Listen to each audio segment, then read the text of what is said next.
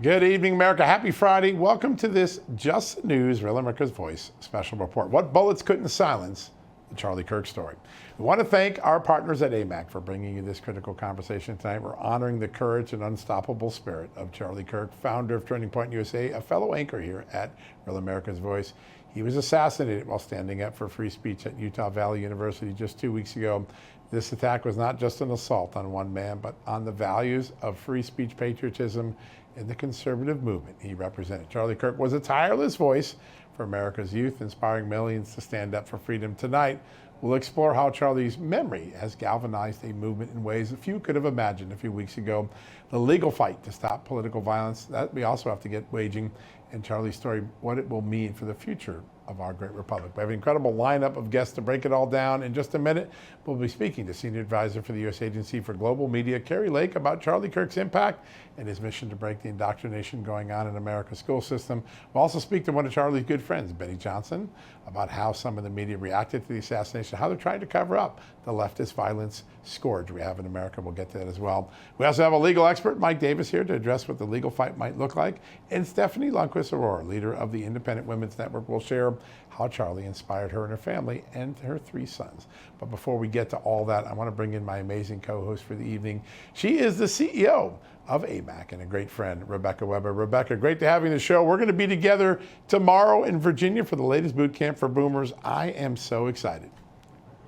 Really looking forward to AMAC's boot camp for boomers tomorrow. John, it is so important that we're having this conversation in the wake of Charlie Kirk's passing. I think it's never been more important. He really believed that courage was the most important virtue and that it takes bold leaders to defend faith, family, and freedom. And tonight, we're going to hear from some of those bold leaders. So really looking forward to that. Then again, tomorrow, we'll be meeting with some more incredible people that are really leading the fight. We'll be talking about election integrity. We'll be talking about securing our border, keeping our cities, our streets, our suburbs safe, our children safe in schools. There'll be a lot of things that we'll be sharing with people that they can do to take an active part in their community. So I encourage everyone to tune in, sign up at amac.us. If you can't make it there in person, you can tune in virtually. We'll have a live stream going. But so excited to have you there with me, John, as my guest and co-host. We'll have a lot of fun. We are. We always do, and we're surrounded by a sea of patriots every time we do one of these events. I'm really looking forward to it. All right, we got a perfect way to kick off tonight's show. Joining us now to kick off the show, a great friend of mine. She was a fantastic journalist for decades, then a fantastic candidate for Senate and governor, and now the senior advisor for the U.S. Agency for Global Media, where she's dismantling a large institution that became so biased using our tax dollars. Our good friend, Kari Lake. Kari, good to have you on. Nice to be with you. All right, you're a fellow Arizonan alongside of Charlie. You're at Charlie's memorial. When you saw what played out that day, tens of millions of people probably watched it worldwide. What do you think will be the lasting impact of that incredible ceremony? Well, the lasting impact of that memorial service will be that millions, potentially, of people around the world will return back to their faith, will turn toward God. And I think that is the greatest legacy of Charlie Kirk. Of course, being from Arizona and Charlie and Erica and their children living there and Turning Point being headquartered there, the impact is massive for the state. Charlie is Arizona's favorite son, but maybe that's painting him into too small of a box, because I think he's really America's favorite son. And laying him to rest has been very difficult and sad for not just our movement, but I really think for America. He will, however, live on through his incredible debating skills. I'm seeing more clips of Charlie Kirk talking about common sense policy to young people, and they're all over social media. I've learned a few things just this last week, watching Charlie Kirk clips that just happened to come up through my timeline. He was a genius, really, when it came to how to communicate with people. He was nonviolent. He knew his stuff from Christianity when he was talking about the Bible. He knew what he was talking about. He knew what he was talking about when he was talking about policy. And he had a way of connecting with young people on college campuses. But I always like to say Turning Point wasn't just for youth, because I know a lot of people like myself, middle-aged, and even older people who got involved with Turning Point, they were so impressed. My daughter worked for Turning Point and worked for Charlie and did a lot of those college campus events, and she grew so much as an individual. So it's just no one will ever replace him. It's a huge loss, but I think what he has built is only going to grow stronger, and we've already seen that. Yeah, no doubt. Yeah. You know, Kari, it was amazing how Charlie Kirk really did break through the noise. And we know that the media, mainstream media, often manipulates and mind controls and goes after the younger people. We see how they're, really controlling media through so many channels. What strategies can conservatives use to really break through censorship and this biased coverage? So much has changed in the past several years, Rebecca. I mean, it shows like the one you're on right now, have become more mainstream. We used to call it the mainstream media, ABC, CBS, MSNBC, all of those networks that have just been pushing out lies and brainwashing and gaslighting. And they used to be the mainstream media, but when you look at the ratings, you realize no one's watching them. So that doesn't make them mainstream anymore.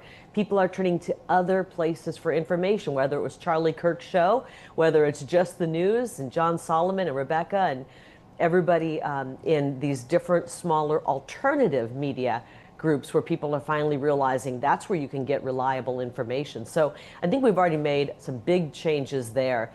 But we have to look at what's happening with our kids and how do we help them? Because when you think about what we've been through as a nation over the past many decades, but especially it came on quickly in the last decade, was this brainwashing campaign. And it came on slowly, and then it warped into hyperspeed where we were all of a sudden very aware that we're being brainwashed. And look at what they did to our kids. From K through 12, they got into the education system.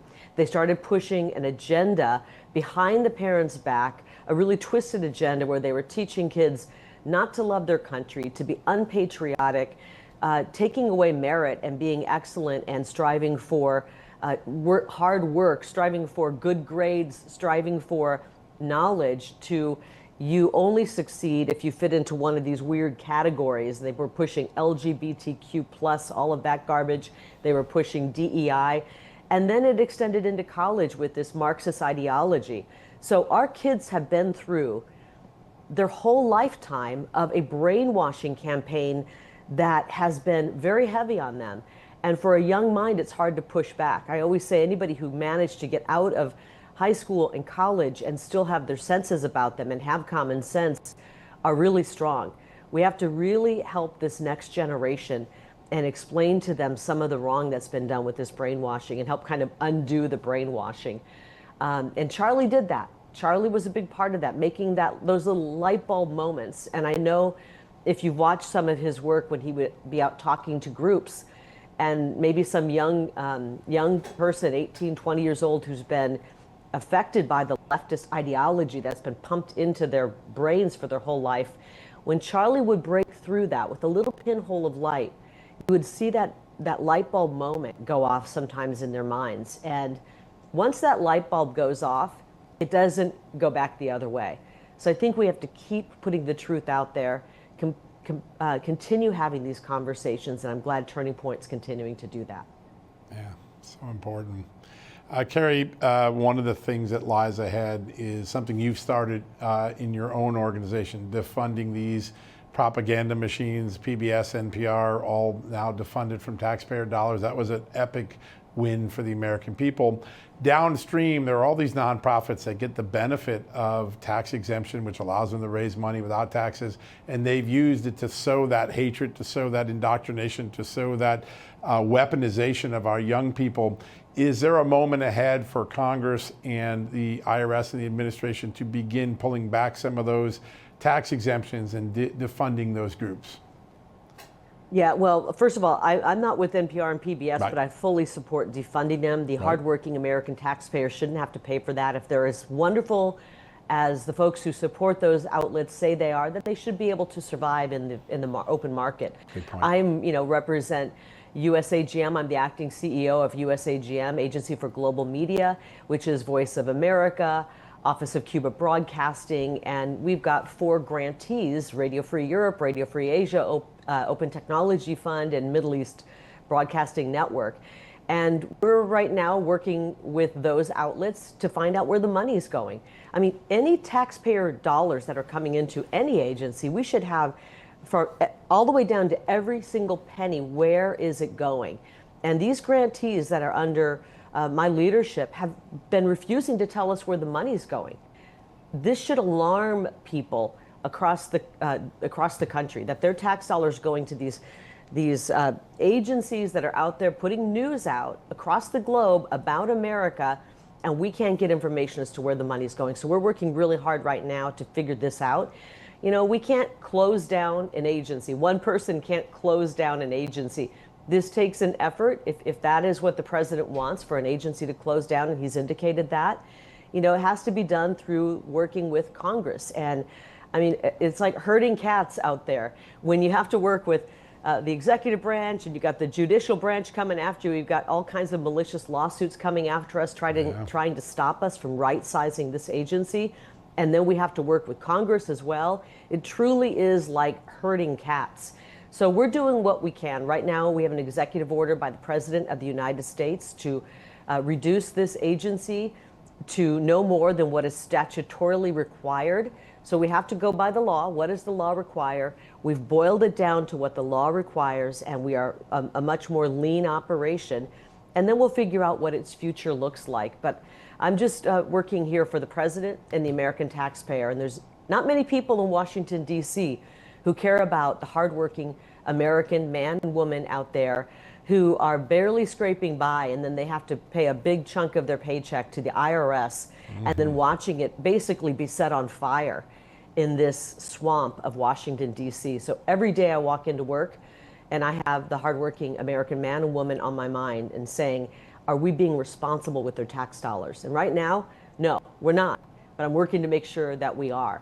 And so that's my goal every day. That's a big deal. No doubt about it. Now, Kari, one of the things that AMAC members just loved about Charlie Kirk was he wasn't shy about his faith. And so many people I talk to say they're talking about their faith in God.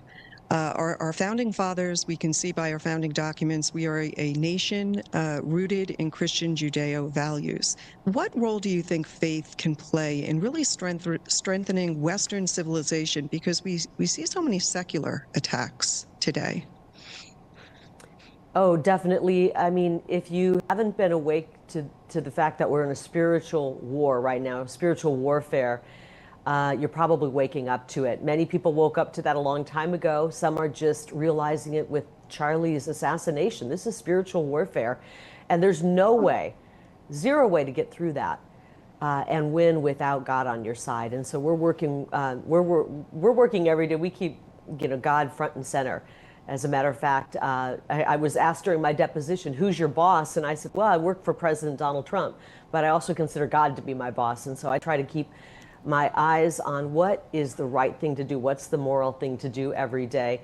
But look at what's happening in Europe. I mean, we're looking at a battle for Western civilization right now. And President Trump laid it out in his incredible UNGA speech at the UN General Assembly, where he talked about the globalists. I mean, the globalists would love nothing more than to be one big blob with no culture, no individual people, no individual languages. They want just control over the entire world.